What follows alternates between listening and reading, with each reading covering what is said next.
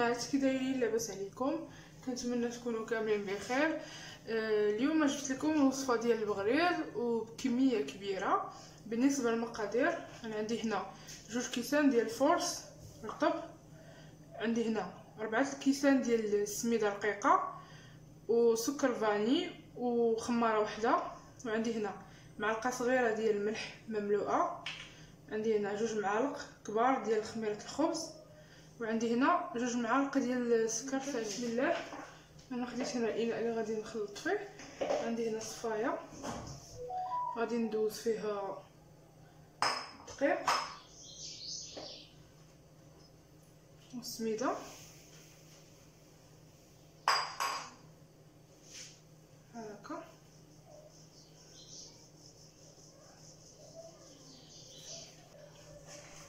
غادي نضيف خميره،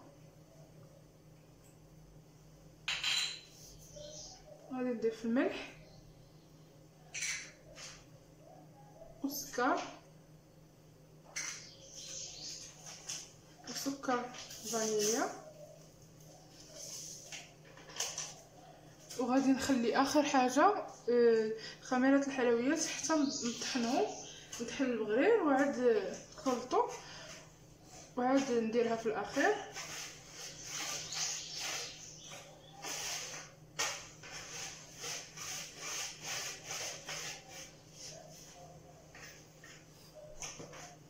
دابا غادي ندير الماء، غادي ندير 6 الكؤوس ديال الماء، 2 3 4 5 الكؤوس دابا درت هنا.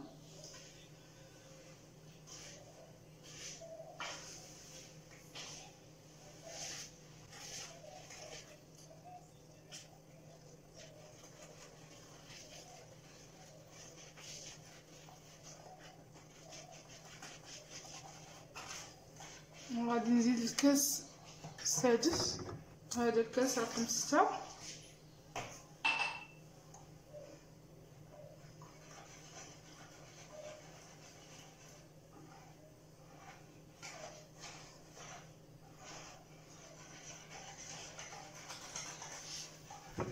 دابا غادي ندوز باش غادي نطحن هذا الخليط.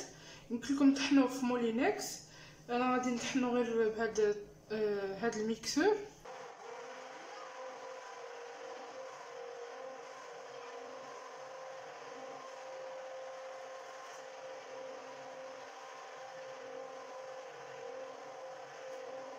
من بعد ما طحنتو انا غادي نضيف خميره الحلويات اخر حاجه،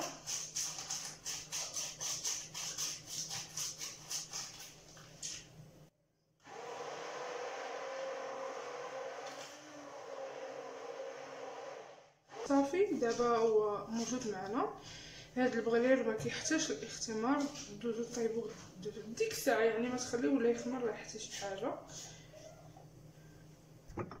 انا غادي نبدا نطيب دابا البغلير، انا ما خليتوش خمر تو سويت، ديك الساعه غادي نطيب. انا عندي هنا 2 مقالي حيت بغيت نطيبو بالزربه،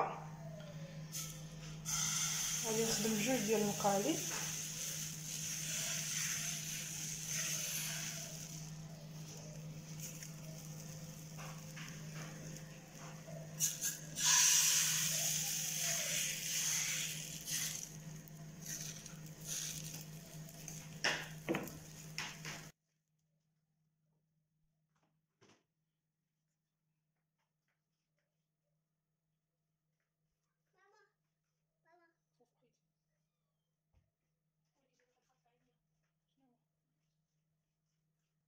صافي دابا ملي طابت كتقلبوها من تحت، كتلقاو خدات هذاك اللوين.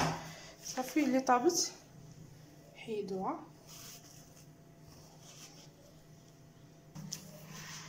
بحال هكا. صافي دابا كما قلت لكم اللي طابت انا غادي نحيدها وغادي نكمل بنفس الطريقه. وكان هذا هو البغريره البنات اللي قديت معكم. كنتمنى ينال الاعجاب ديالكم، ومع السلامه الفيديو جديد ان شاء الله.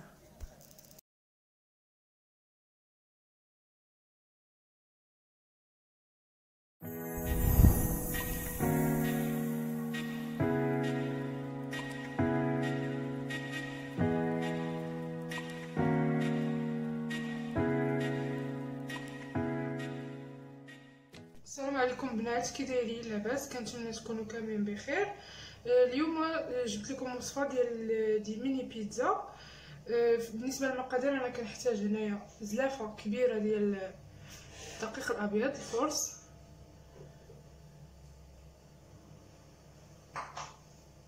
عندي معلقه كبيره ديال الزعتر مطحون،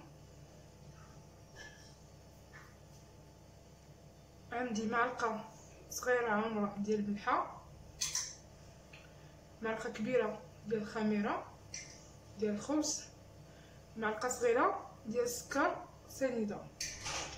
غادي نعجنهم بالماء العادي وغادي نرجع لكم.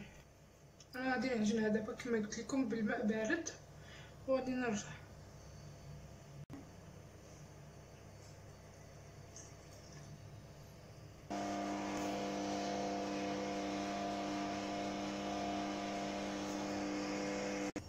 صافي دابا البنات بعد ما تعجنات لي العجينه ديال البيتزا، انا غادي ندهنها شويه بالزيت وغادي نغطيها بفيلم اليمونتير ونخليها ترتاح.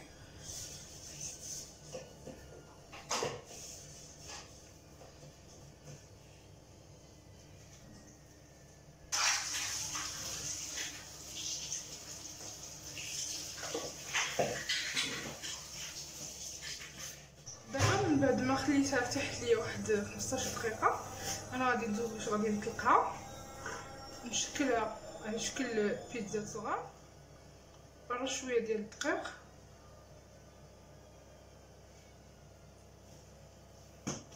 ومن بعد ما طلقتها انا ما خليتهاش رقيقه بزاف، شويه حيت باش تجيكم العضه.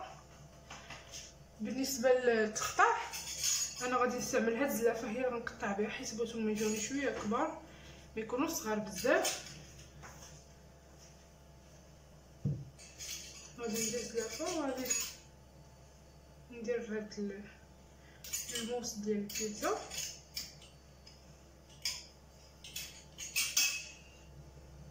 بحال هكا وغادي نصافي. دابا من بعد ما قديتهم انا اللي قديتها غادي نديرها هنا في الطاوله، غادي تدخل الفران. صافي دابا من بعد ما درتهم هنا في الطاوه غادي نتقوهم وغادي ندخلهم يطيبوا نص طيبه، عاد غادي نخرجهم باش نعمرهم.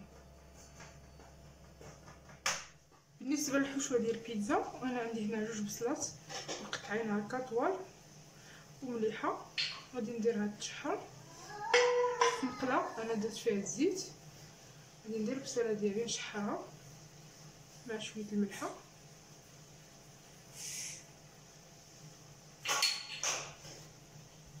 صافي دابا كما كتشوفوا من بعد ما شحرت البصيله انا درتها هنا، غادي نحط المكونات اللي غادي نحتاج. كما قلت عندي البصله، انا عندي هنا فلفله وحده قطعتها، عندي فرماج احمر، وعندي هنا علبه ديال الثوم. بالنسبه لاصوص انا كنستعمل سوليس حيت ديجا هي كتكون طايبه. بغيتو تنسموها بالزعتر وزيت العود مزيان، ما بغيتوش كيبقى الاختيار ديالكم. وهنا انا عندي البيتزات من بعد ما طيبتهم. دابا غادي ندوز باش غادي نقاد ليهم لاصوص. اول حاجه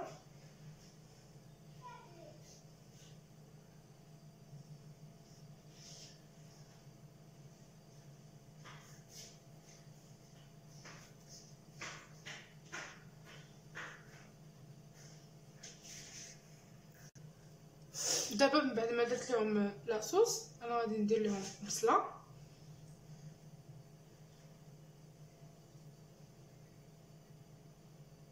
دابا من بعد ما درت البصله غادي ندير الفلفله،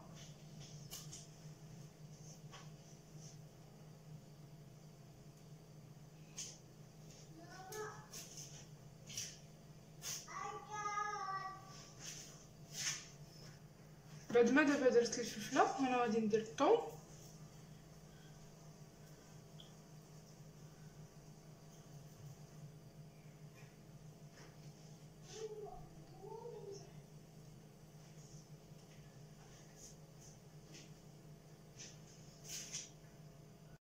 صافي. دابا من بعد ما درت الثوم انا غادي ندير شيشه ديال الزعتر اختياريه، كيعطي واحد البسمه زوينه في البيتزا. صافي دابا غادي ندير الفرماج،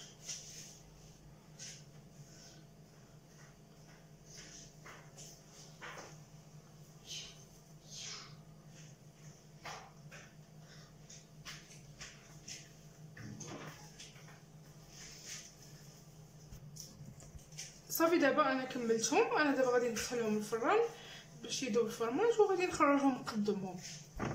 وكانوا هادو البنات هما لي ميني بيتزا، كنتمنى يكونوا عجبوكم، واذا عجبوكم ما تنساوش تخليو لي لايك، واللي ما مشتركش في القناه ينزل يشترك.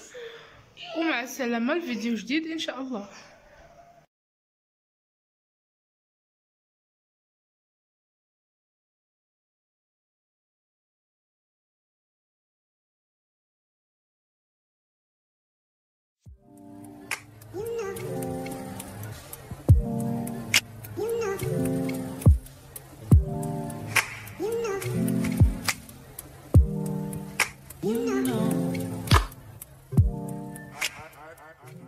سلام البنات، كي دايرين؟ لاباس عليكم؟ كنتمنى تكونوا كاملين بخير.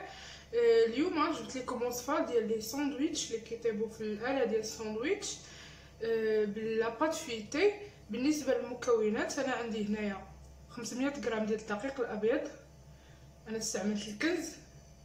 عندي هنا معلقه صغيره ديال الملح، هنا معلقه كبيره ديال الخميره ديال الخبز، وعندي هنا معلقه صغيره ديال السكر سنيده.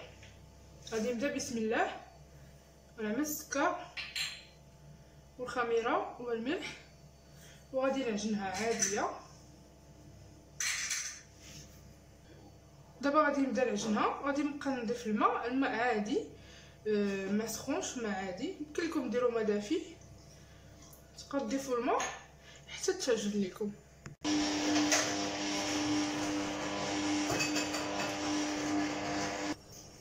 صافي دابا من بعد ما تعجنات لي العجينه انا غادي ندهنها شويه بالزيت هكا،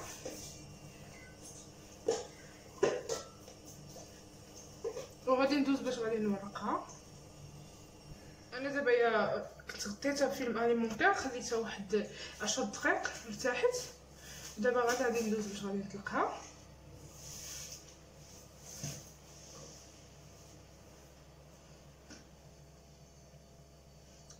غادي نطلقها بالدقيق.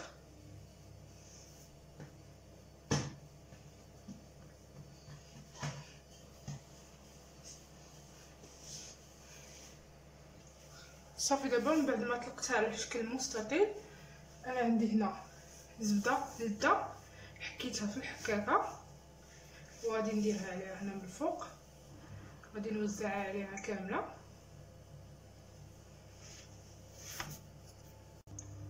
دابا من بعد ما وزعت الزبده انا غادي نرد عليها هاد الجوانب وهاد الجنب هذا بحال هكا.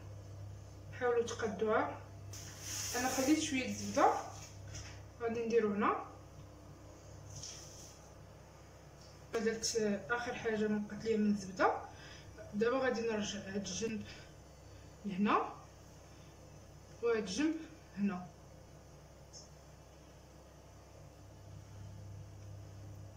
بحال هكا. غنرش شويه دقيق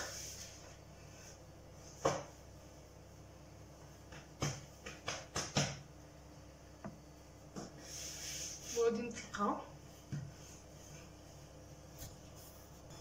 صافي دابا من بعد ما طلقتها هكا مستطيل طويل غادي نقسمها على جوج، كل جزء غادي نديرو في السلوفان وغادي ندوز نديرو في الثلاجه باش يرتاح واحد شويه، واحد 12 دقيقه حتى 15.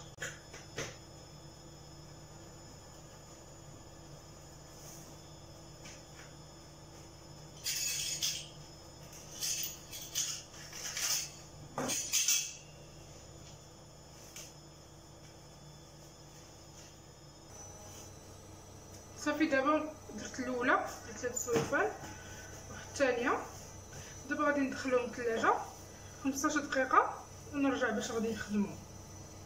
صافي دابا ملي خرجتها من الثلاجه غادي ندوز باش غادي نحلها وغادي نطلقها.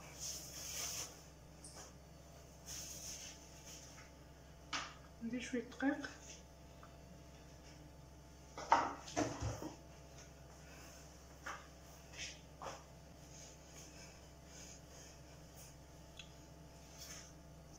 صافي. دابا من بعد ما طلقتها مستطيل انا غادي ندوز غادي نقطعها بحال هكا، وغادي ناخذ هذه وغادي نبدا نقطع عليها نفس العبار.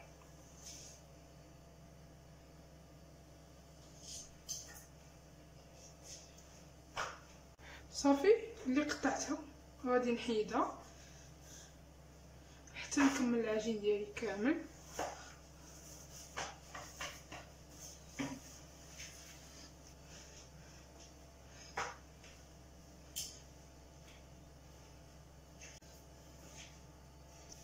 غادي نكمل الثانيه بنفس الطريقه.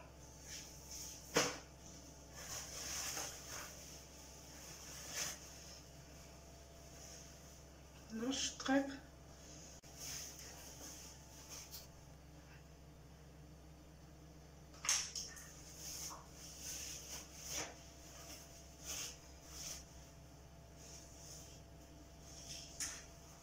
دابا انا غادي نقاد معكم الحشوه. بالنسبه للحشوه انا عندي هنا جوج بصلات مقطعين بحال هكا مشلضين، عندي في القامه شويه الكمون، خل بلدي، شويه تحميره، البزار، ملح، سكينجبير، وعندي هنا كفته ديال البقري 500 غرام اي نص كيلو، والزيت. صافي غادي نضيف الزيت على الكفته، غادي نضيف عليها هاد المكونات الاخرين القامه والبصله.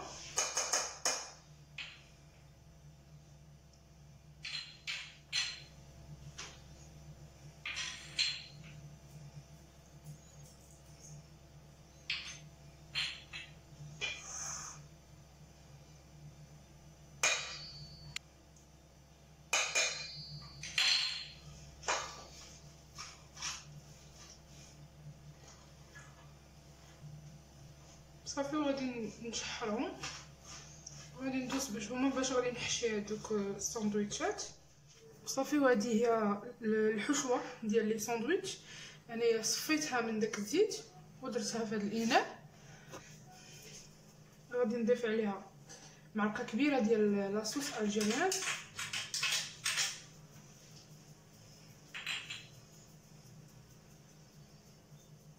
وغادي نضيف نص معلقه كبيره ديال الهريسه. غادي نخلطهم صافي، والحشوه واجده معنا باش غادي نعمر بها دوك لي ساندويتش.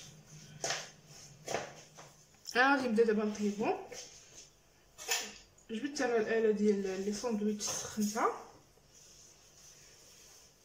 وجبت هاد لاباط فيتي من الثلاجه. دابا انا غنحتاج الحشوه اللي درت. عندي هنا شويه ديال الفرماج احمر قطعته طريفات،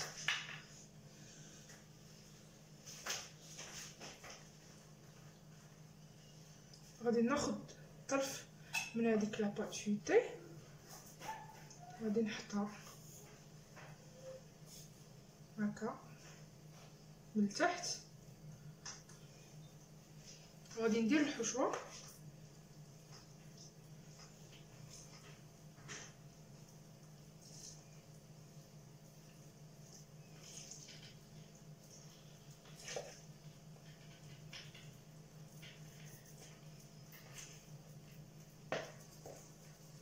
بحال هكا.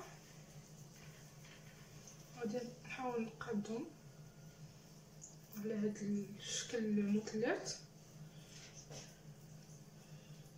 بحال هكا.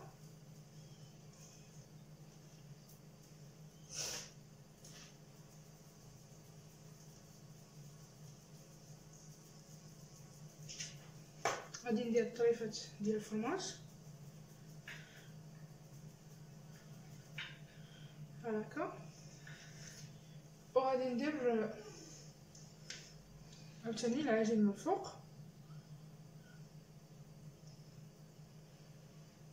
بحال هكا صافي. وغادي نسد عليه، غادي نخليهم. دابا غادي نفتح عليهم بحال هكا. كما كتشوفوا راه باقيين ما طايبينش مزيان. انا عندي هنا بيضه كامله خلطتها مع شويه ديال الحليب، وغادي ندهنهم باش كياخذوا داك اللون الذهبي، كيجيو زوينين وكيجيو مقرمشين.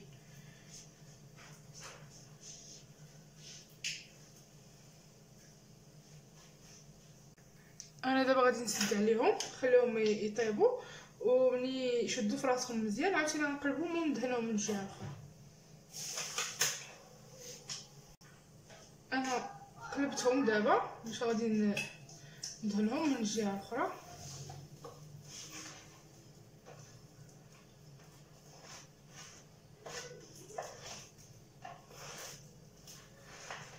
بحال هكا.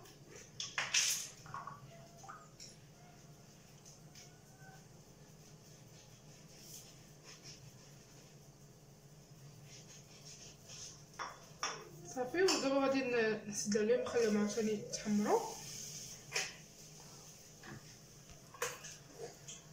صافي. دابا راهم طابوا. انا غادي نحيدهم وانا درت هنا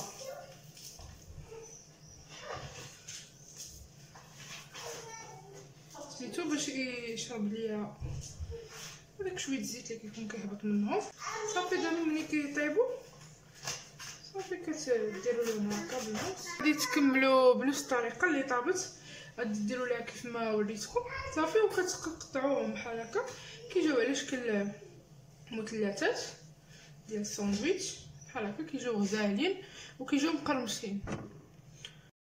وكانوا هادو البنات هما لي ساندويتش اللي قديت معكم في آلة الساندويتش. كنتمنى يكونوا نالوا الاعجاب ديالكم. واذا عجبكم الفيديو ما تنساوش تخليوا لي لايك، واللي ما اشتركش يشترك في القناه. ومع السلامه، الفيديو جديد ان شاء الله.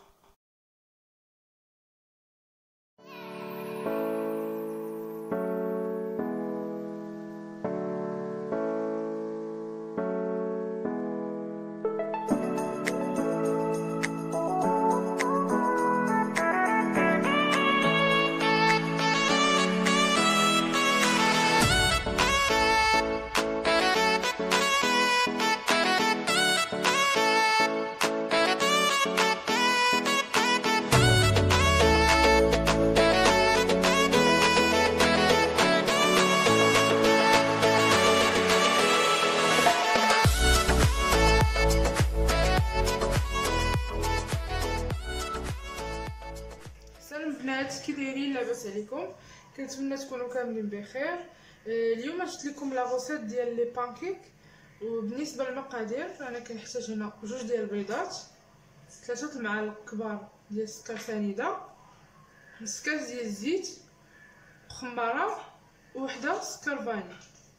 عندي هنا 250 غرام ديال الدقيق الابيض الفورس، وعندي هنا 2 كيسان الا ربع ديال الحليب، وعندي قبصه ديال الملح. نبدا بسم الله. انا غندير الدقيق، غادي نضيف عليه 2 البيضات زائد سكر سنيده 3 المعالق، زائد نص كاس ديال الزيت،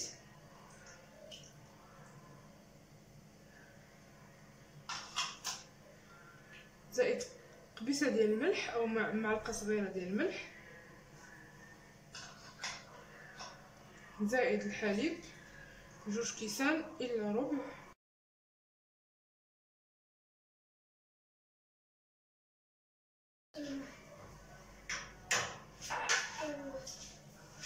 زائد كرفاني، خميرة الحلويات.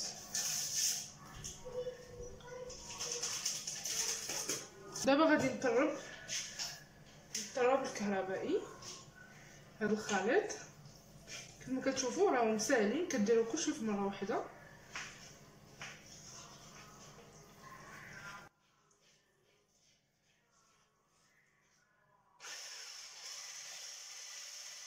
صافي دابا من بعد ما طربتو كما كتشوفوا كيجي الخليط بحال هكا، ما خفيف ما ثقيل.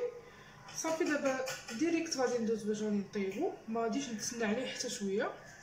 دابا غادي نبدا نطيب لي بانكيك هكا. انا هزيت شويه بالمعرفه، درت المقله كتسخن بحال كنطيبو بغرير عادي.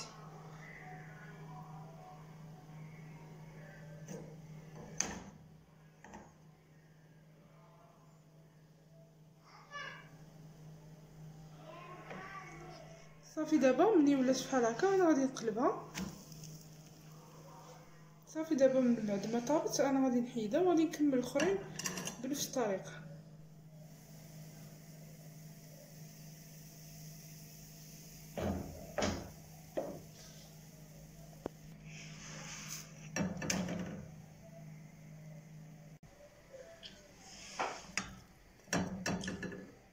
هادو هما لي بانكيك البنات منين طابو.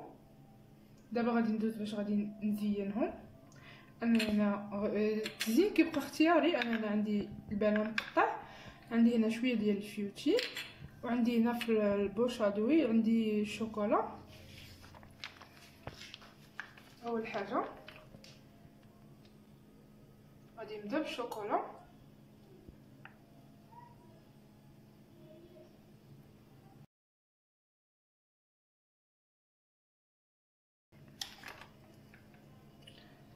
وغادي ندير بنان،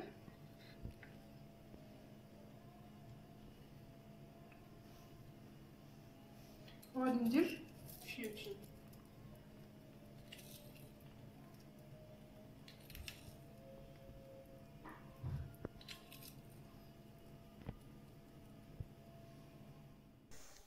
وكانوا هادو هما لي بانكيك.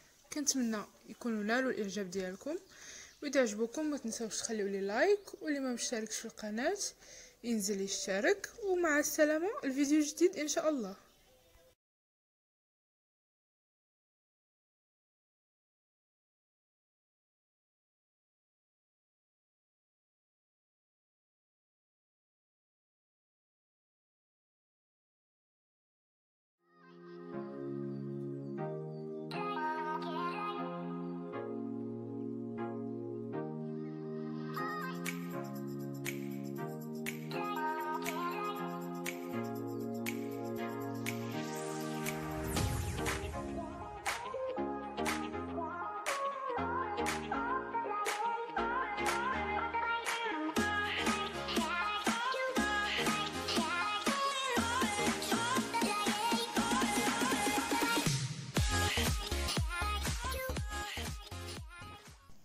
سلام البنات، كي دايرين؟ لاباس عليكم؟ كنتمنى تكونوا كاملين بخير وفي تمام الصحه والعافيه ان شاء الله. اليوم البنات جبت لكم الوصفه ديال الكروس. بالنسبه للمقادير، انا عندي الدقيق هنا استعملت الكنز كيلو ونص. عندي هنا شويه ديال الملحه، وهنا عندي كاس ديال سنيده، هنا عندي ساشي ديال الفاني، هنا عندي 4 المعالق ديال خميره الخبز، وعندي نص كاس ديال الزيت. غادي نبدا بسم الله. غادي ندير هاد المكونات كاملين هنا. انا غادي نعجنهم في العجانه. الدقيق غادي نزيد عليه كاس ديال السكر سنيده، زائد 4 المعالق ديال خميره معجونه، زائد سكر فانيليا،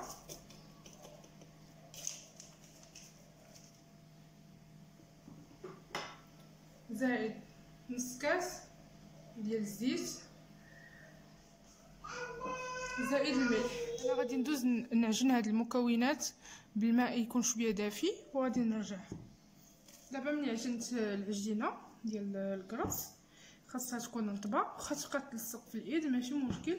انا دهنتها بشويه ديال الزيت، ودابا غادي نغطيها بفيلم اليمونتير وغادي نخليها واحد ربع ساعه ولا 18 دقيقه، وعاد نرجع باش غادي نخدمها.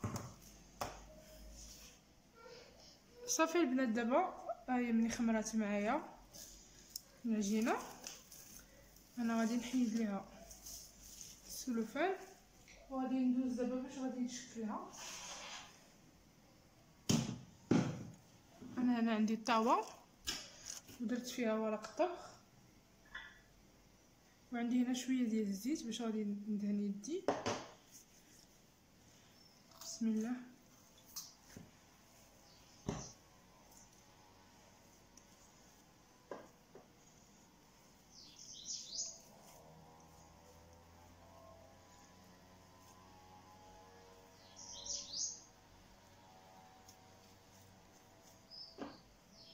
انا عندي هنا شويه ديال الشكلاط قطعته، النص غادي نديرو بالشكلاط والنص بلا شكلاط. غادي ناخد شكلاطه غادي نديرها هنا في الوسط صافي، وغادي نجمع عليها العجين بحال هكا صافي. واللي شكلتها غادي نحطها في الطاوه.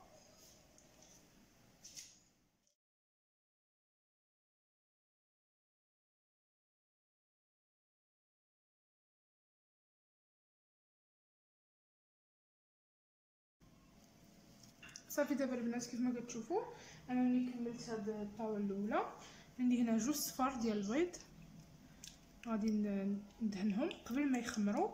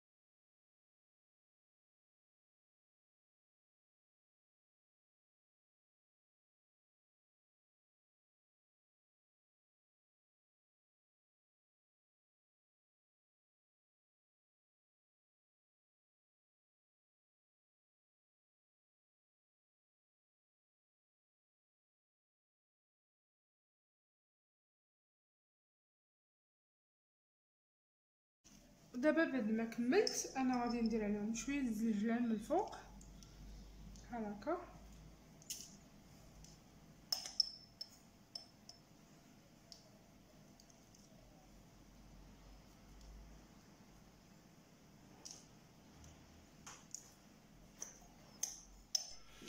هما الكريسات من بعد ما خمروا نفخوا مزيان، دابا غادي ندخلهم الفران يكون سخون من قبل، غادي نطيبهم من التحت وعاد غادي نطفي لتحت ونشعل الفوق.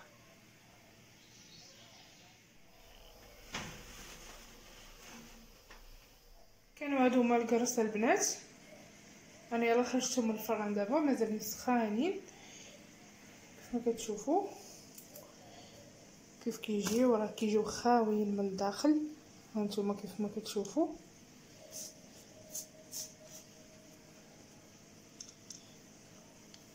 هذه غير الطاوه الاولى، مازال الطاوه الثانيه هادو هما اللي درت فيهم الشوكولات، الاخرين غنديرهم بلا شوكولات. وهنا درت هذوك الكريسات اللي شاطوا ليا درتهم بلا شوكولات بلا حتى شي حاجه، ودرت عليهم حتى السانوج باش نعرف بانهم ما فيهمش الشوكولات. غنخليهم يخمروا وغادي ندخلهم باش يطيبوا. كانوا هادو هما الكريسات البنات، راه كيعطيو كميه كبيره وكيجيو غزالين ومفشفشين كيف ما كتشوفوا. الى عجبكم الفيديو البنات ما تنساوش تخليو لي لايك، واللي ما مشتركش ينزل يشترك. ومع السلامه، الفيديو جديد ان شاء الله.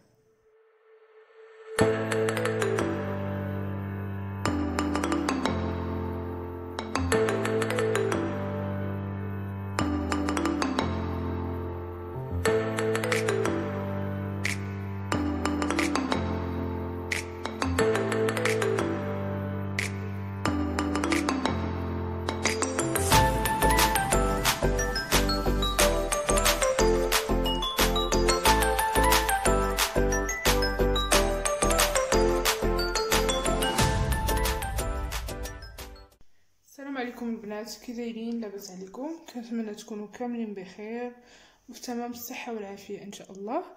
اليوم البنات جبت لكم الوصفه ديال الرزيزات صغيورين. بالنسبه للمقادير، انا عندي هنا كيلو ديال الطحين فورس، انا استعملت الكنز. عندي شويه ديال الملحه وشويه ديال الزيت. غادي ندير الملحه وغادي ندير هاد شويه ديال الزيت اللي عندي، 2 معالق صافي. وغادي نعجنها بالماء بارد عادي، وعجنوها قاصحه، خاصها تكون قاصحه.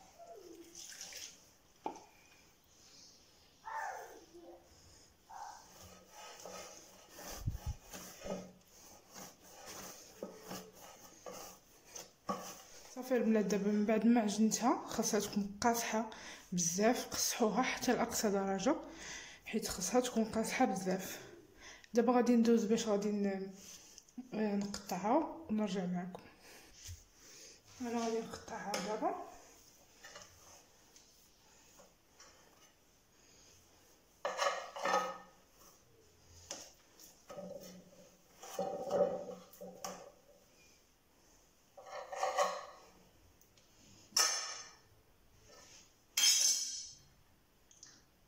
اللي قطعتها غادي ندهنها بالزيت،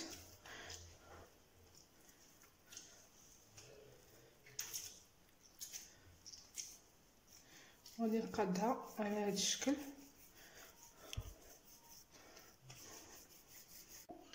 بحال هكا. اللي قطعتها ندهنها ونستف في البلاطو.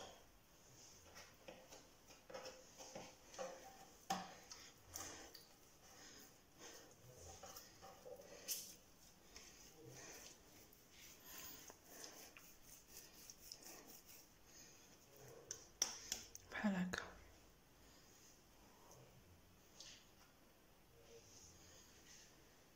صافي دابا من بعد ما كملتهم انا كاملين غادي ندهنهم من الفوق شويه بالزيت.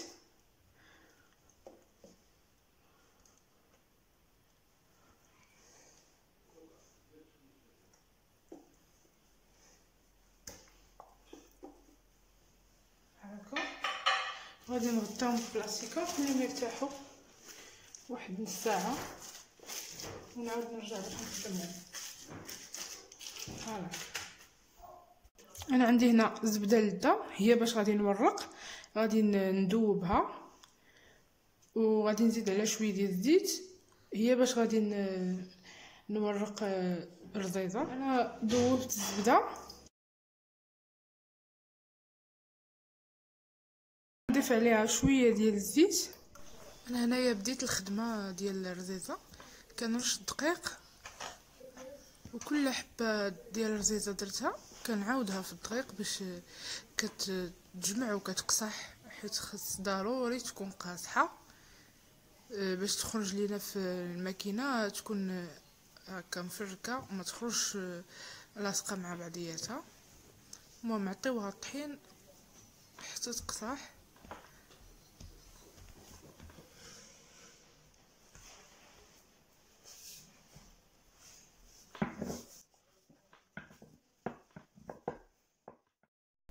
انا رشيتها هنا بالطحين. يمكن لكم ترشوها بالطحين ولا دهنوها شويه بالزيت. باش غادي ندوزها دابا في الماكينه ديال الرزيزه. انا ما كنرققهاش بالماكينه، كنرققها بالدلاك كتجيني احسن. صافي دابا غادي نخدموها عاديه.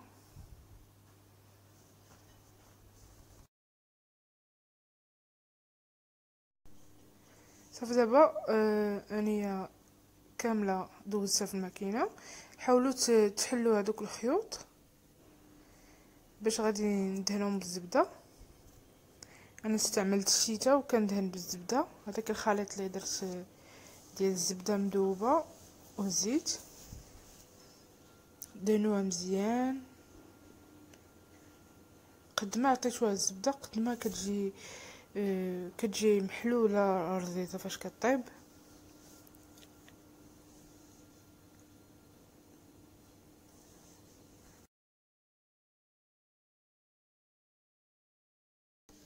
انا غادي نبدا نلويها دابا.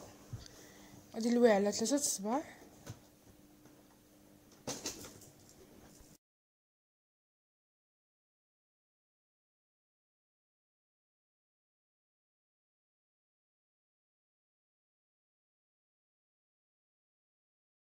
صافي دابا هانتوما كما كتشوفوا الرزيزه واجده معايا. صافي غنكمل بنفس الطريقه اللي قاديتها غنديرها في البلاطو، وغادي نغطيها ببلاستيكه باش ما تنشفش. وصافي وغادي ندوز باش غادي نطيبهم. يعني شي حاجه ساهله. هاد الماكينه سهلات كل شيء. ما بقاتش الرزيزه كتاخد معنا وقت طويل. صافي دغيا دغيا غير كتحيدي العجينه صافي كدوزيها في الماكينه وكتبداي طيبي. يعني شي حاجه اللي سهله وسريعه. صافي دابا كما قلت لكم انا كمل بنفس الطريقه. كنطلق العجينه بالدلاك كنرققها. كدهنوها يا اما بالطحين يا اما بالزيت. صافي كتديروها في الماكينه عادي وكدهنوها بالزبده. كتلويوها واللي لويتوها كتحطوها في بلاطو. ملي كتساليو كتبدا تبسطوها وطيبوها. انا كنحل بالفورشيط هذوك الشعيرات ديالها باش كندهن بالزبده. ما بين كل شعره وشعره كتدخل الزبده. وملي كنلويوها كنطيبوها كتبقى هكاك مفركه. وعطيوها البنات الزبده مزيان. تكون ما عطيتوها الزبده كتجي احسن.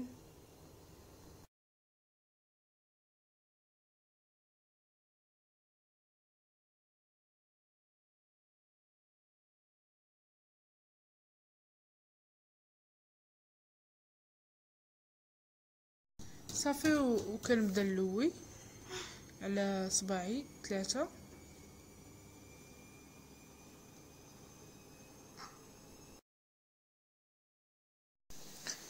صافي دابا البنات كما كتشوفوا انا ساليت الرزيزات ديالي كاملين. ودابا غادي نبدا نبسطهم غير واحد شوي، ماشي بزاف تقرصوهم حتى يتعجنوا، غير شويه. عينكم ميزانكم قرصوا غير شويه.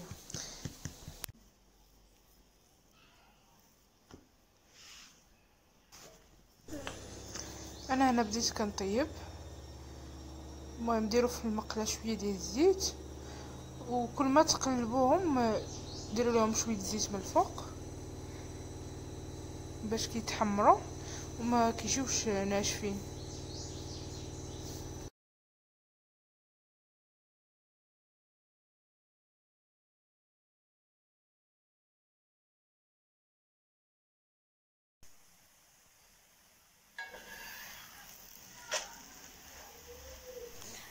كل مره بقاو تقلبوهم، كل مره تقلبوهم. هذا هو السر ديال الطياب ديال الرزيزه باش كتجي محلوله. ما تخليوهاش حتى تحطوها حتى تحمر وعاد تقلبوها، كل مره قلبوها.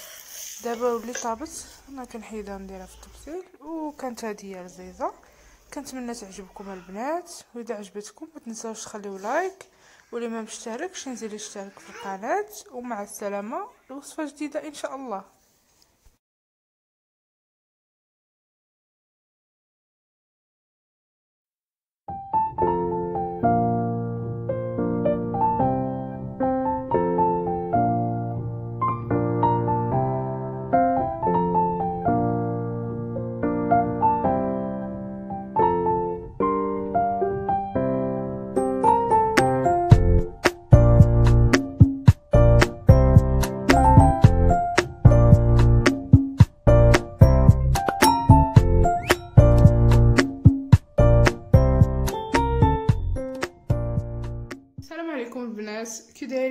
لاباس عليكم؟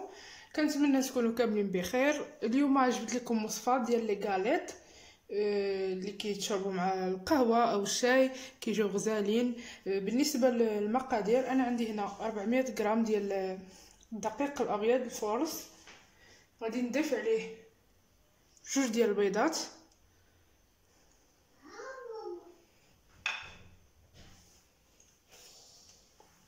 وغادي نضيف عليه قبيصه ديال الملح، وغادي نضيف عليه كاس لاروب ديال الزيت، كاس ديال العلبه، غادي نضيف كاس ديال سنيده ما عمرش، يعني كاس الا ربع، وغادي نضيف 3 المعالق كبار ديال العسل،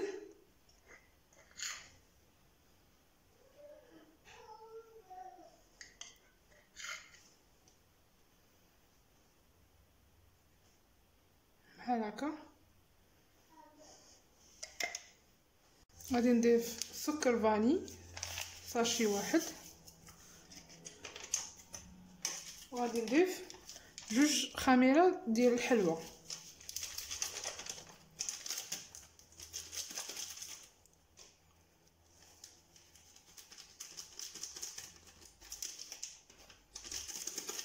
صافي، وغادي نخلطهم. كما كتشوفوا راهم ساهلين، ما فيهم شي حاجه كثيره.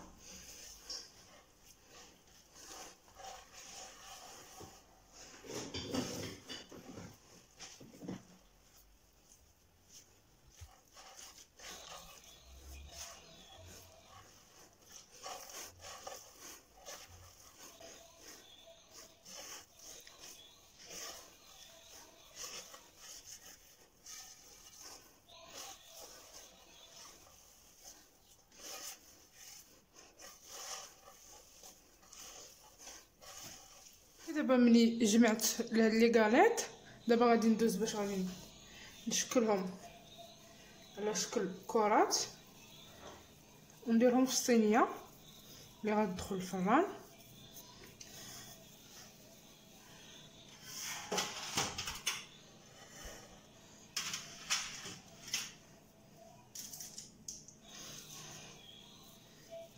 حاولوا ديروهم قد هادو هما لي غاليت. دابا ملي درتهم انا في الطاوه غادي نبرك عليهم واحد شويه بحال هكا،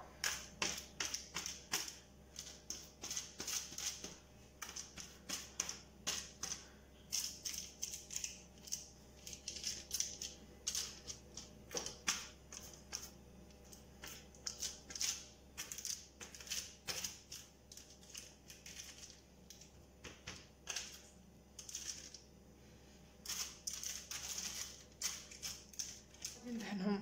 انا عندي هنا صفر ديال البيضه وواحد شويه ديال القهوه، غادي نخلط، غادي ندهنهم.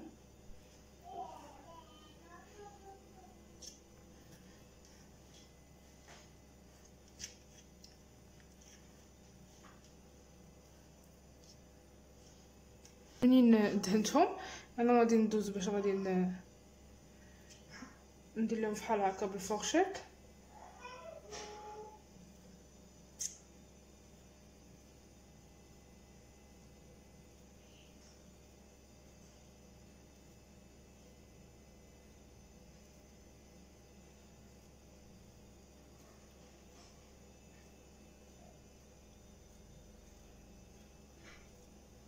صافي، دابا غادي نخليهم يرتاحوا واحد نص ساعه وعاد غادي نطيبهم. البنات كانوا هادو هما لي غاليت كيجيو غزالين. انا عاد خرجتهم من الفران دابا. كنتمنى يعجبوكم. اذا عجبوكم ما تنسوش خليو لايك، واللي ما مشتركش في القناه يشترك. ومع السلامه، الفيديو جديد ان شاء الله.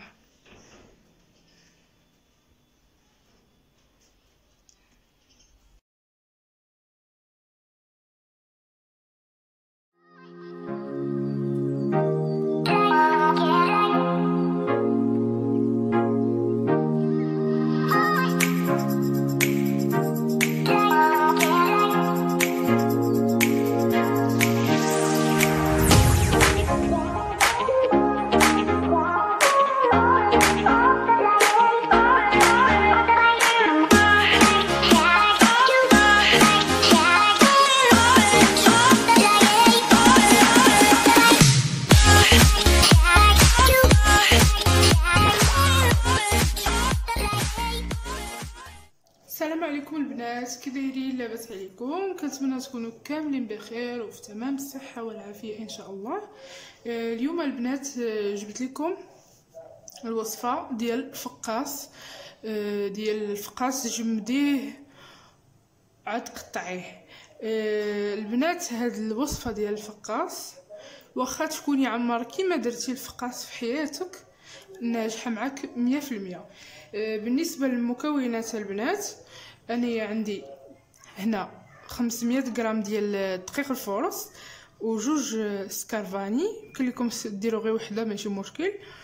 عندي هنا زبده 200 غرام، يمكن لكم تستخدموا اي زبده، زبده د العبار، زبده مارغرين، زبده اي زبده يمكن لكم تستخدموها 200 غرام. عندي هنا سكر كلاصي 200 غرام. عندي هنا المكسرات، يمكن لكم تستخدموا نوع واحد ولا تنوعوا بحال هكا كما درت.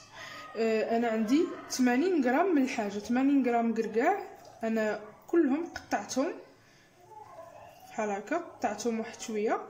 80 غرام قرقاع، 80 غرام ديال الزبيب، 80 غرام ديال المشماش، 80 غرام ديال اللوز حتى هو قطعته، حتى المشماش قطعته. وعندي هنا جوج بيضات. صافي دابا البنات غادي ندوز باش غادي نخدم معكم فقاص. غادي نبدا بسم الله البنات.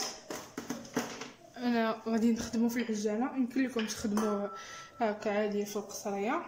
انا عندي هنا كما قلت لكم زبده 200 غرام، تكون في درجه حراره المطبخ باش تعاونكم.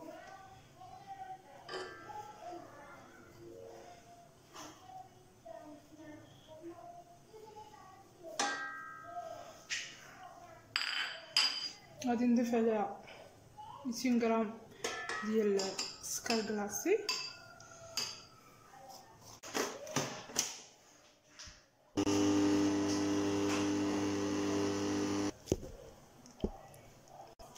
صافي دابا من بعد ما الزبده والسكر كلاصي ولاو عندنا بحال الكريمه، انا غادي نزيد عليهم جوج سكر فاني بحال هكا، وغادي نزيد عليهم البيض، جوج بيضات.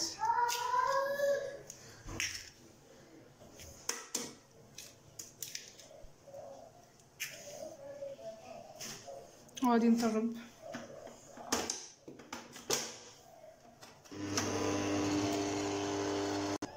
دابا من بعد ما ندمج ليا هاد الخليط، انا غادي نبدا نضيف دابا الدقيق تدريجيا.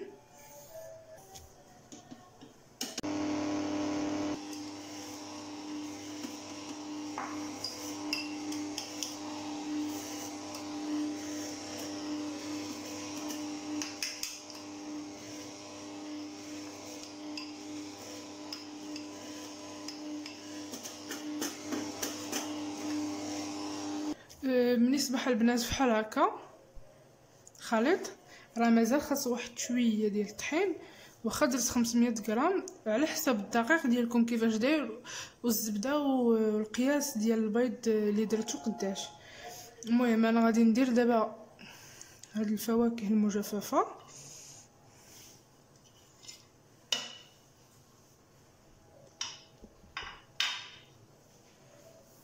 غادي ندير القرقاع،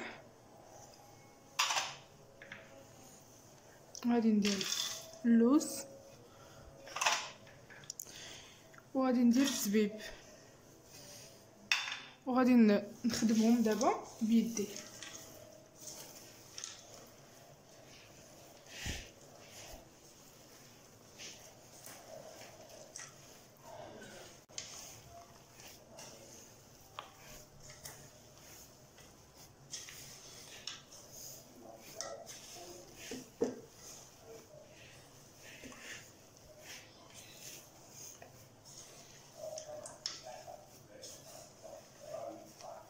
غادي نضيف واحد جوج المعالق ديال الطحين من فوق هذيك 500 غرام.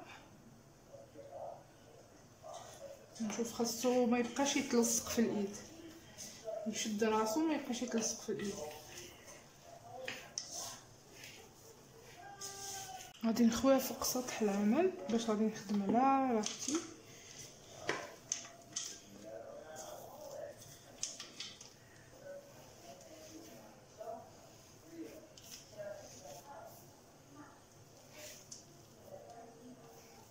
دابا من بعد ما جمدتو كتقيسوه بحال هكا، ما كيبقاش يتلصق في الايد، عرفوه بانه راه موجود. دابا غادي ندوز باش غادي نقسمو.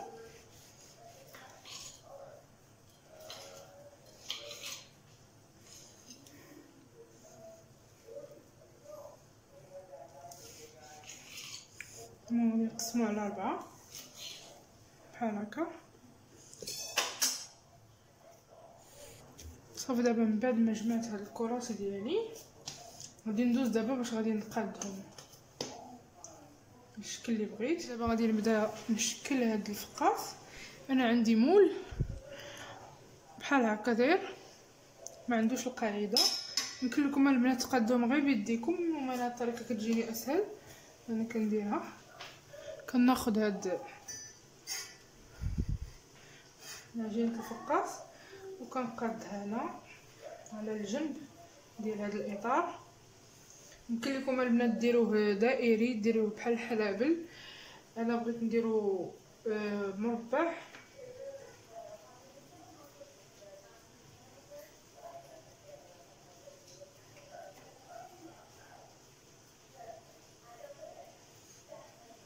عندي هذه صغيره هي باش كنقاد.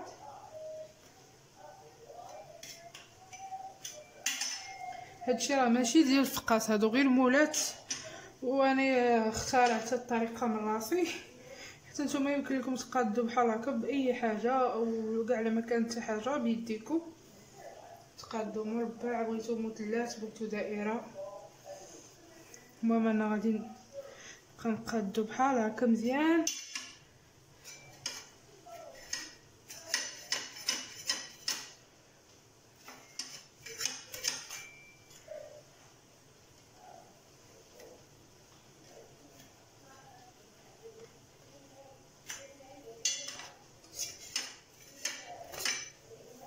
البنات دابا غادي نخدموه مزيان باش ما يجيش فيه شي فراغ من الداخل ملي نكونوا كنطيبوه. صافي غادي نحيد ليه المول هكا غير بشويه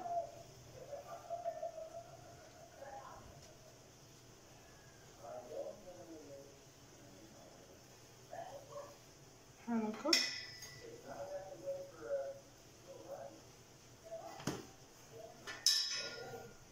انا ديجا خدمت واحد ها كيفاش كيجي، درت بلاستيكه من تحت باش نتفادى ما يلصقش ولا شي حاجه.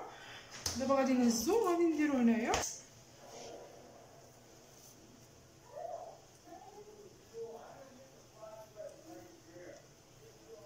بحال هكا. صافي وغادي نبقى نكمل بهاد الطريقه حتى نكملو. هانتوما كيف ما كتشوفوا كيجيو غزالين ما شاء الله. دابا غادي ندوز باش غادي نكمل هاد 2 كرات. المهم بنات كان هذا هو الفقاس. دابا ملي كملتو دابا غادي نغطيه بلاستيكه من الفوق وغادي ندخلو الفريغو. اقل مده هي 4 سوايع باش تقطعوه وطيبوه. دابا البنات منين دازت 3 سوايع وصافي جمد ليا هاد الفقاس. دابا غادي ندوز باش غادي نقطعوه. هانتوما كيف ما كتشوفوا جمد. دابا غادي ندوز باش غنقطعو. انا جبت هاد القطاعه، خاصكم ضروري الموس يكون ماضي. صافي وتبداو تقطعوه بحال هكا. حاولوا تقطعوا رقيق بحال هكا. شوفوا كيفاش كيجي غزال البنات.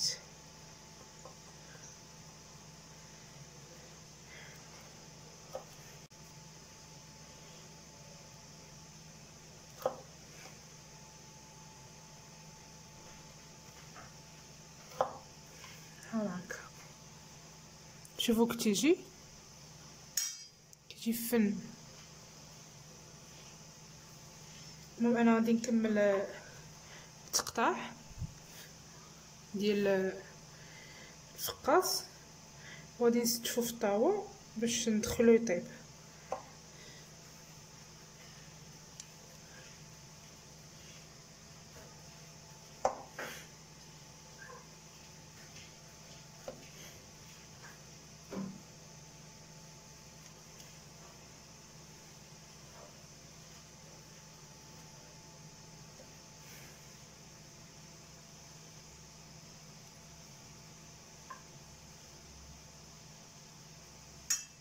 المهم البنات، هذا هو الفقاص. هذه غير الطاوه الاولى، مازال طاوه اخرى.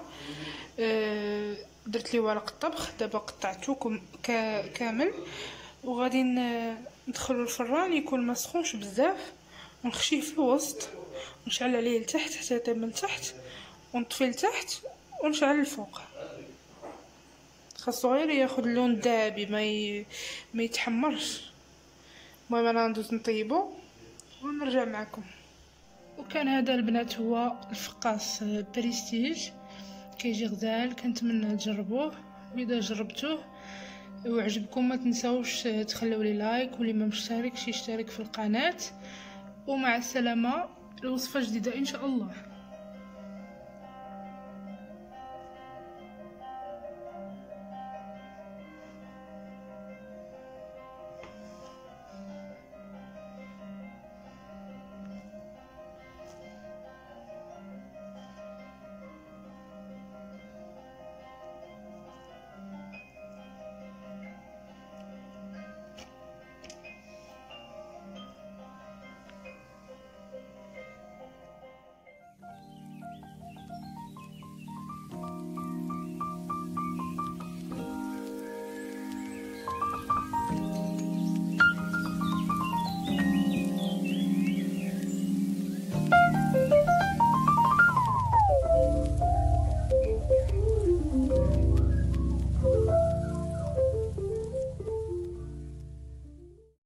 سلام البنات، كي دايرين؟ لاباس عليكم؟ كنتمنى تكونوا كاملين بخير وبصحه جيده ان شاء الله.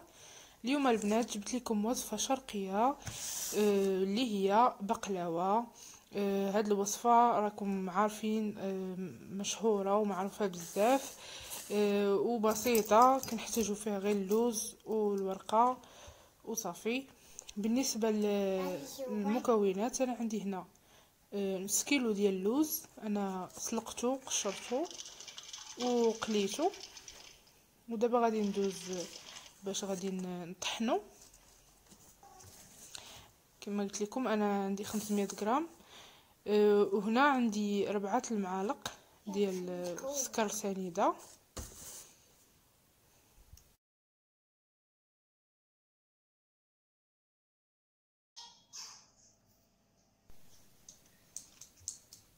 وقبيصه ديال الملح باش كتعدل الذوق وصافي. ودابا غادي ندوز باش غادي نطحنو. حاولوا انكم ما تطحنوش مزيان حتى يولي غبره، يولي بودغ. طحنوه هكا يبقى مرشل، باش ملي كتجيو تعضوهم كتحسوا باللوز كاين لداخل. صافي اللي طحنتها غادي نحطها في هذا الاناء. صافي البنات، هذا هو اللوز بعد ما طحنته كامل. انا غادي نضيف عليه واحد المعلقه ديال الماء الزهر باش كينسمو صافي شويه.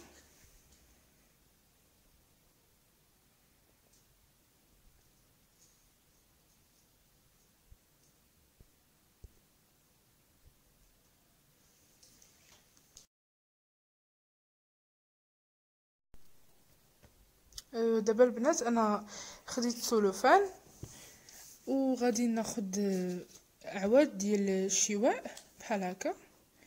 المهم نتوما غتشوفوا معايا الطريقه كيفاش غادي ندير. انا فرشت السولوفان، خديت هاد الاعواد الشواء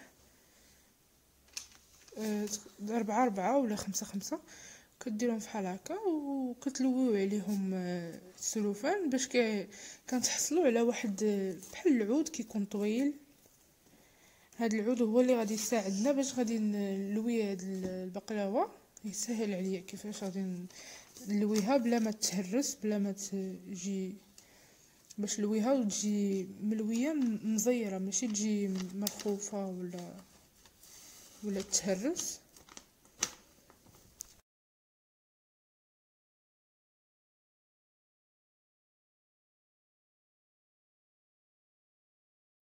المهم بنات، هذا هو العود اللي تحصلت عليه، هذا هو اللي غادي نخدم به البقلاوه.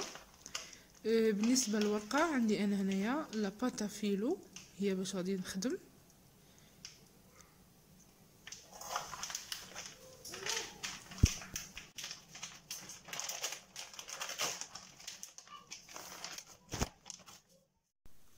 المهم هذه هي الورقه البنات كيفاش كتكون، كيكونوا ملوين على واحد البلاستيك. هي كتكون شويه فراجيل، حساسه بزاف. حاولوا تتعاملوا معها غير بشويه. انا غادي نبدا نخدم بجوج ورقات. بقاو تاخذوا الورق اللي غادي تحتاجوا وتلويوها وترجعوها في البلاستيك ديالها باش ما كتبردش وكتولي تهرس غير بحدا. انا عندي هنا زبده ديال العبار دوبتها، هي باش غادي تبقاو دهنوا الوراق ديالكم ديال الفيلو. كل ما عطيتوها البنات الزبده كل ما كتجي احسن. المهم انا هنا غادي ندهن هاد الورقه، هنا راه عندي جوج ورقات غادي ندهنهم بحال هكا بالزبده. وغادي ندير هاد العود اللي قاديت معكم، غادي نرجع عليه الورقه وغادي ندير من الفوق من هذيك الورقه اللي رجعت اللوز. كيف ما كتشوفوا الطريقه راه سهله وباينه وواضحه. صافي وغادي نبدا نلوي هاد لا باتا فيلو على اللوز.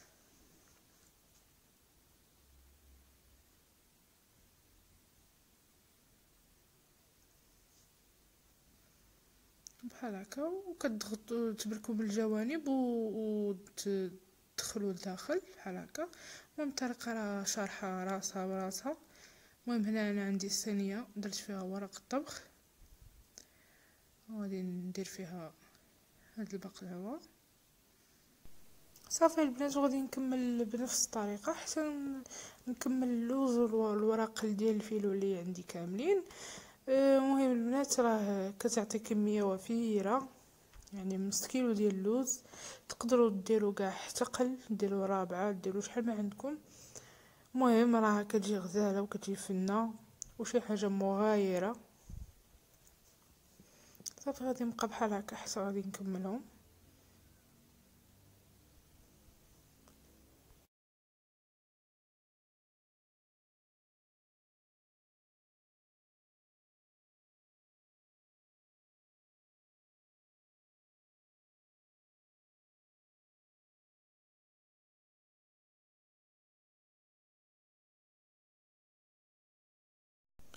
البنات كما قلت لكم الورقه راه حساسه، كيف ما كتشوفوا راه كتقطع وماشي مشكل واخا تقطع، خدموها حيت كتكون رقيقه بزاف ماشي بحال الورقه العاديه ديال البسطيله.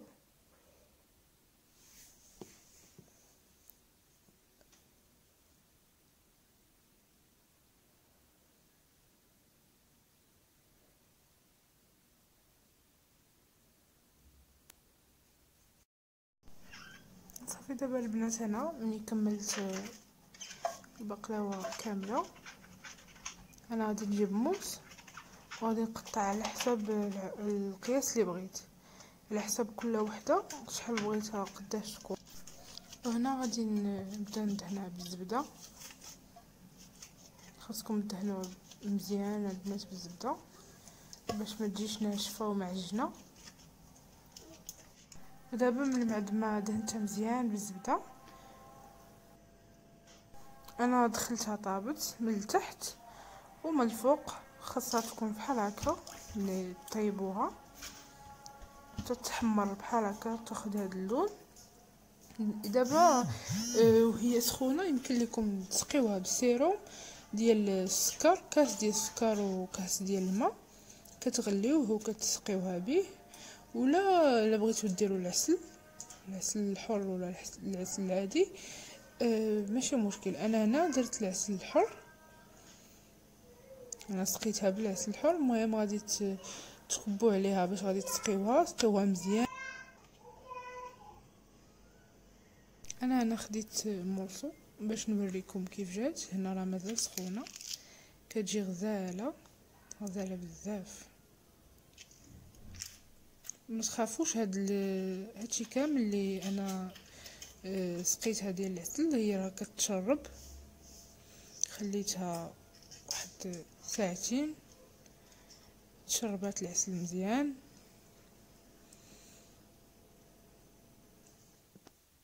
انا عندي هنايا شويه ديال البيستاج طحنتو، هو اللي غادي نديكوري به، كيجي زوين.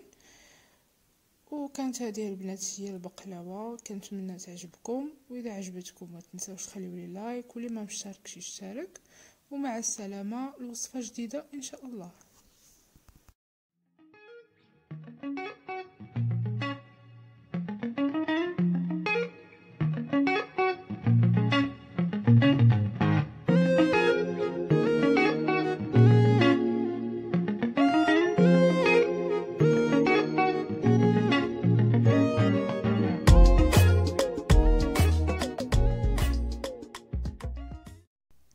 السلام البنات، كي دايرين؟ لاباس عليكم؟ كنتمنى تكونوا كاملين بخير وعلى خير. اليوم البنات جبت لكم الوصفه ديال ميني همبرجر. بالنسبه للمكونات انايا كنحتاج 2 معالق كبار ديال خميره ديال الخبز،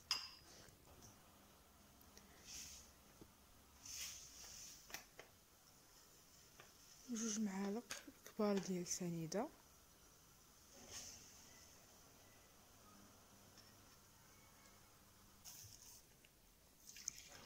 غادي نخلطهم بشويه ديال الماء يكون دافي. كيف ما كتعرفوا بانه الخميره مع الماء الدافئ والسكر سنيده كيتفاعلوا. غادي نخلط مزيان وغادي نخليهم، غادي نغطيهم ونخليهم يتفاعلوا.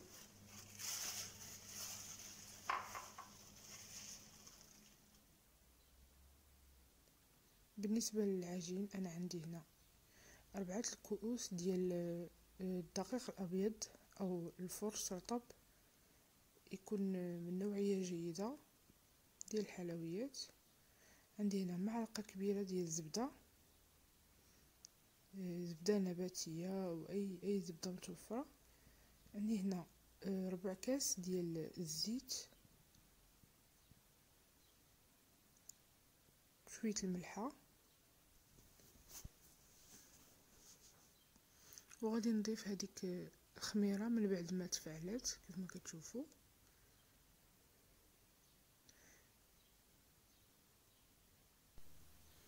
انا ضفت هنا 2 معالق ديال حليب بودر نيدو، الا كان مزيان، الا ما كانش ماشي مشكل.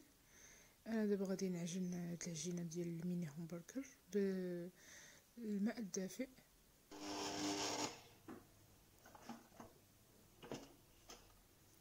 صافي البنات، دابا من بعد ما تعجنات العجينه خاصها تكون هكا لينه، واخا تكون كتلصق في الايد ماشي مشكل. انا غادي ندهنها بالزيت باش ما تبقاش تلصق.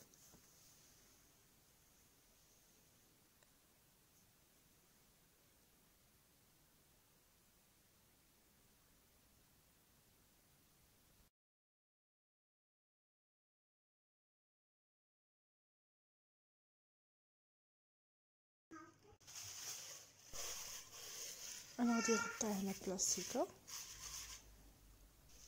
وغادي نخليها ترتاح. من بعد ما ارتاحت هنايا العجينه ديالي، انا غادي ندوز دابا باش غادي نشكلها على شكل ميني همبرجر.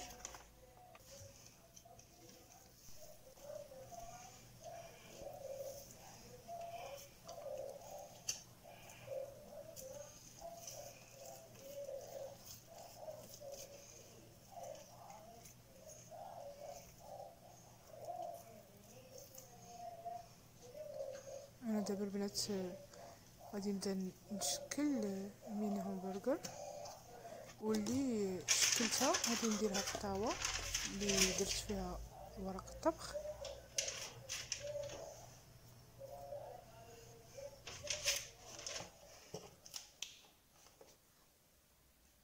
دابا غادي ندوز باش غادي ندهن هادوك لي ميني همبرغر. انا عندي هنا بيضه وحده كامله مع شويه الحليب وشويه ديال صلصه الصوجا او الصويا صوص. غتخليهم حتى يخمروا يضاعف الحجم ديالهم وعاد دهنوهم بالبيض والحليب.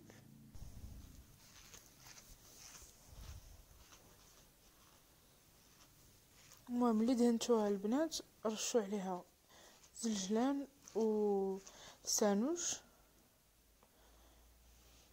ملي غنكملهم كاملين بالزلجلان والسانوج غادي ندخلهم مباشره الفران يكون سخون من قبل. نطيبهم. ودابا غادي ندوز باش غادي نقاد معكم الكفته. في مقله البنات درت فيها الزيت. انا خديت الكفته ديالي درت فيها غير شويه الملحه والبزار وشكلتها هكا وصافي. غادي نبدا نقليها. ديروا الكفته شويه تكون كبر من الحجم ديال الحبه ديال الهامبرغر ديالكم حيت راكم عارفين الكفته ملي كطيب كتولي تجمع.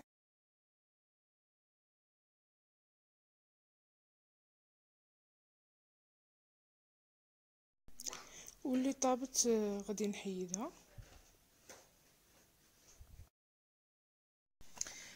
دابا هادو هما الخبيزات ديال الهامبرغر البنات من بعد ما طابوا. انا مباشره كنقسمهم بالموس يكون ديال الخبز هذاك اللي كيكون مسنن بحال كما كتشوفوا كيجيو غزالين وكيجيو مفشفشين.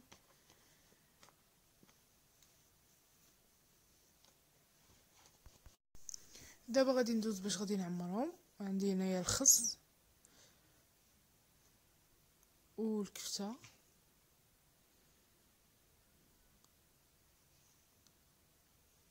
وهنايا فرماج ديال الساندويتش.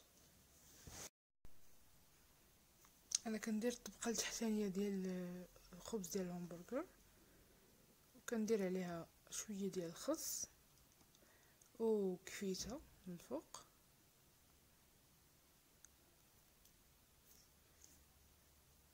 ومن بعد كندير الفرماج ديال الساندويتش هو الاخير. انا حيت هادو كما قلت لكم ميني همبرغر ماشي همبرغر كبير. الفرماج ديال الساندويتش كنقسمو هكا على 4 وكندير هكا شحال ما بغيتو ديروا وحده حتى لجوج.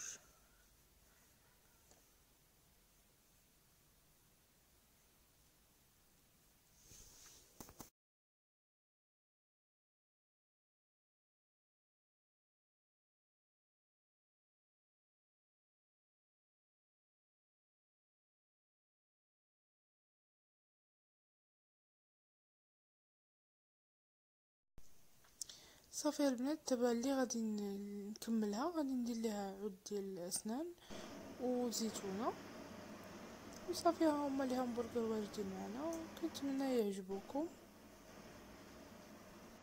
واذا عجبوكم البنات ما كرهتش تخليو لي لايك واللي ما مشاركش في القناه ينزل يشترك. ومع السلامه لوصفه جديده ان شاء الله.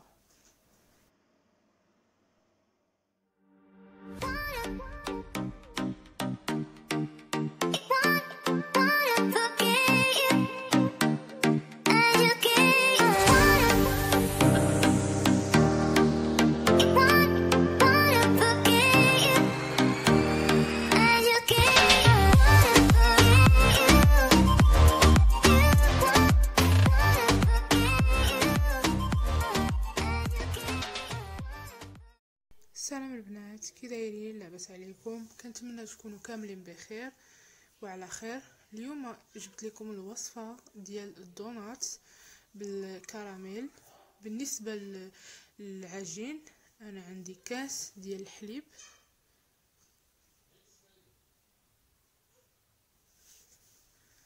ونص كاس ديال الماء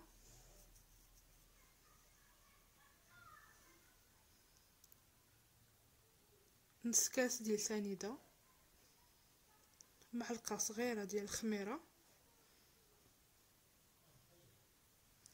ساشيه ديال سكر فانيليا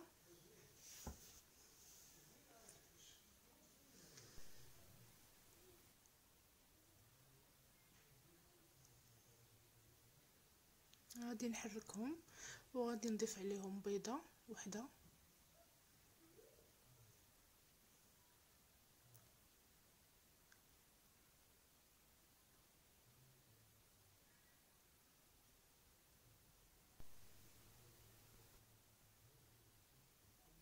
وغادي نضيف الدقيق 4 الكيسان ونص ديال الدقيق الابيض الفورص. انا استعملت الاتقان.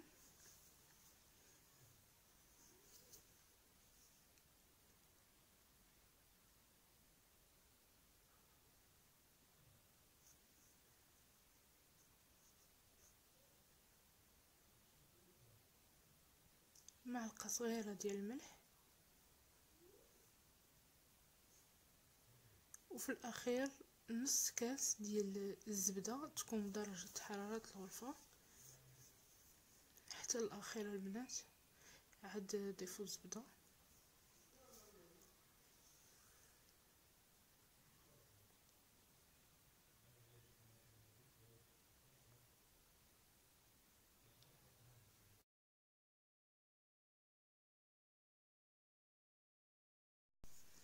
ودابا كيف ما كتشوفوا البنات تعجنات العجينه ديال الدونات. وغادي نرشها بشويه ديال الدقيق باش ما خصكم تعجنوها بحال هكا، ما تكونش قاصحه.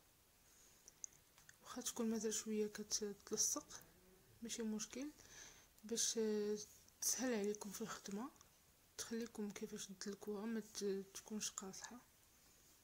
انا رشيت سطح العمل بشويه ديال الدقيق.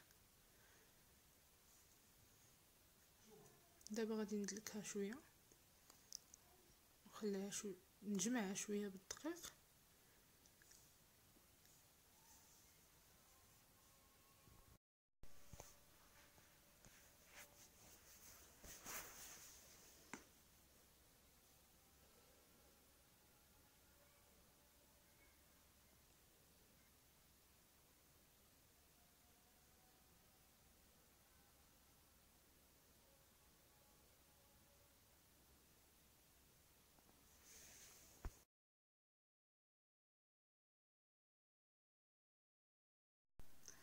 رشوها مزيان بالدقيق وبداو طلقوها بالدلاك. طلقوها خليوها شويه غليظه ماشي ترقوها، حيت الا رققتوهم ما غاديش يخمروا.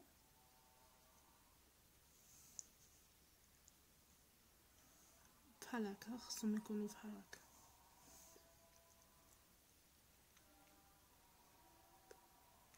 انا جبت الكاس هو اللي غادي نقطع به.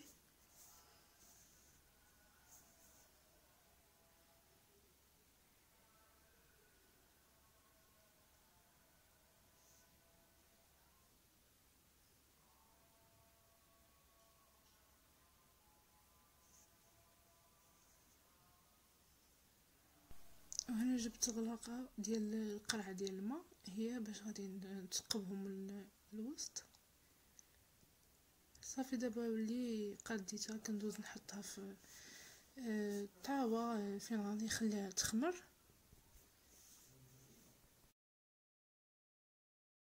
دابا من بعد ما كملتهم كاملين درتهم في الطاوه، ودرت من فوق منهم ورق الطبخ ومن تحت ورق الطبخ باش ما نضمن انهم ما يتلصقوش ولا شي حاجه، ودرت فوطه من الفوق. دابا من بعد ما خمروا انا درت مقله فيها الزيت، وغادي نسخن داك الزيت مزيان ونبدا نقلي. راه واخا كيتقلاو البنات ما كيجيوش شاربين الزيت.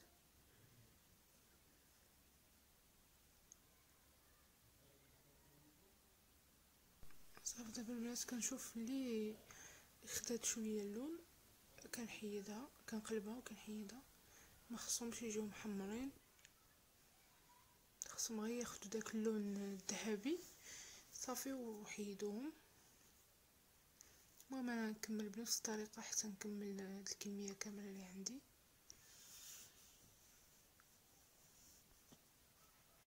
صافي البنات دابا كيف ما كتشوفوا هما الدونات ديالي مني قليتهم ودابا غادي ندوز باش غادي نحشيهم بالكراميل. انا درتو في جيب حلواني صافي، وغادي نبدا ندير فيهم لداخل الكراميل. دابا مني حشيتهم كاملين بالكراميل، دابا غادي ندير الكراميل من الفوق.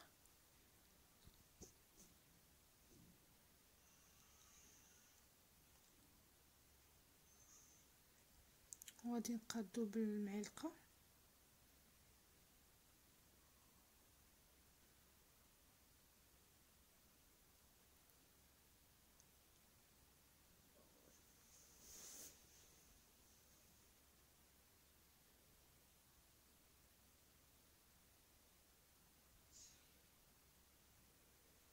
هنا خديت دانون ديال الشوكولا وخديت سورانك، غادي نعمرها كيف ما شفتيو بالشوكولا، وغادي نبدا ندير بحال هكا خطوط وصافي. غادي نستمر بحال هكا حتى نكمل هاد الكميه اللي عندي كامله ديال الدونات. طريقه تزيين بطبيعه الحال كترجع لكم، كل واحد يزين كيف ما بغى. المهم هذه هي الطريقه اللي اختاريت انايا اليوم. وكانوا هادو هما الدونات تاع البنات بالكراميل، كنتمنى يكونوا عجبوكم. واذا عجبوكم ما تبخلوش عليا بلايك وتشتركوا في القناه ديالي اذا كنتم مشتركينش. ومع السلامه، الفيديو جديد ان شاء الله.